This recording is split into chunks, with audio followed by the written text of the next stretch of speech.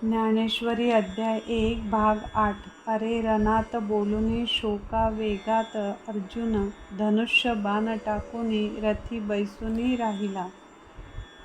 धनुर्धारी अर्जुन मोठ्या मोहाने व्यापला गेला। तो खेदयुक्त होऊन कृष्णाला म्हणाला, या नातलगांशी युद्ध करायच्या विचाराने मला कसेसे होत आहे। या सगळ्यांना मारून राज्य मिळवायची ही गोष्ट मला मान्य नाही।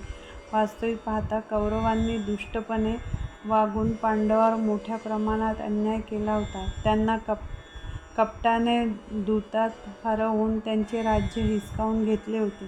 त्यांना वनवासात पाठवले होते।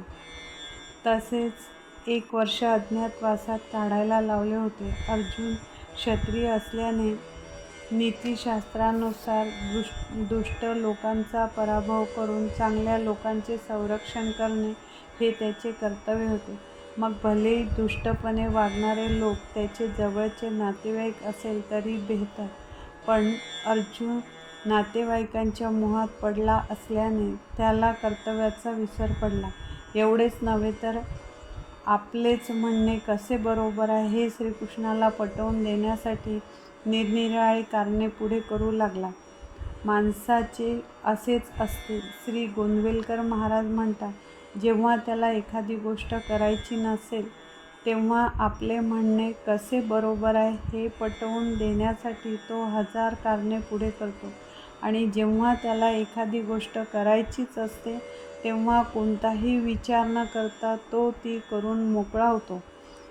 येथेही अर्जुनाला युद्ध करायचे नव्हते, म्हणून तो श्रीकृष्णाला हे युद्ध का टाळले पाहिजे याबद्दल अनेक कारणे सांगू लागला। तो म्हणाला, हे कौरव अभिमानाच्या मस्तीत आहे। ते जरी लढण्याकरता आले असले तरी पण आम्ही आपले हित कशात आहे हे पाहिले पाहिजे। ह्यांना मारणे हा महाभयंकर पाप आहे। मुळामध्ये मत्सराने एकमेकांनी एकमेकांचा वध केला तर त्या महाभयंकर दोषाने कुळच नाश पावते। म्हणून या पापाने वंशपरंपरागत चालत आलेल्या धर्माचा लोप होईल।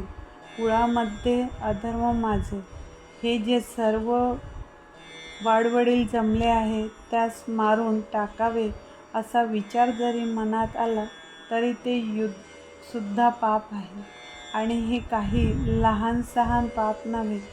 ह्या जगण्यापेक्षा आपण शस्त्रे टाकून देऊन त्यांचे बाण सहन करावे हे चांगले। असे केल्याने जितके दुःख भोगावे लागेल तितकेच सहन करायचे। इतकेच काय, पण असे केल्याने मृत्यूही जरी प्राप्त झाला तरी तो अधिक चांगला। म्हणून हे पातक करण्याची माझी इच्छा नाही। याचा नाश करून मिळवलेले राज्य म्हणजे केवळ नरक भोग होय। अर्जुनाने बोलणे ऐकून संजय धृतराष्ट्राला म्हणाला, असे रणात बोलुनी शोका वेगात अर्जुन धनुष्य बाण टाकुनी रथी बैसुनी राहिला। ज्याप्रमाणे अधिकारावरून दूर झालेला राजपुत्र सर्व प्रकारांनी निस्तेज होतो, किंवा जसा राहूने ग्रासलेला सूर्य तेजोरहित होतो, अथवा महासिद्धीच्या योगाने पछाडलेला तपस्वी भुलतो आणि मग कामनेच्या तडाख्यात पडून दीन होतो, त्याप्रमाणे जेव्हा अर्जुनाने रथाचा त्याग केला तेव्हा तो दुःखाने पिडलेला दिसला। त्याने धनुष्यबाण टाकून दिले व त्याच्या डोळ्यांना अनिवार्य पाणी आले।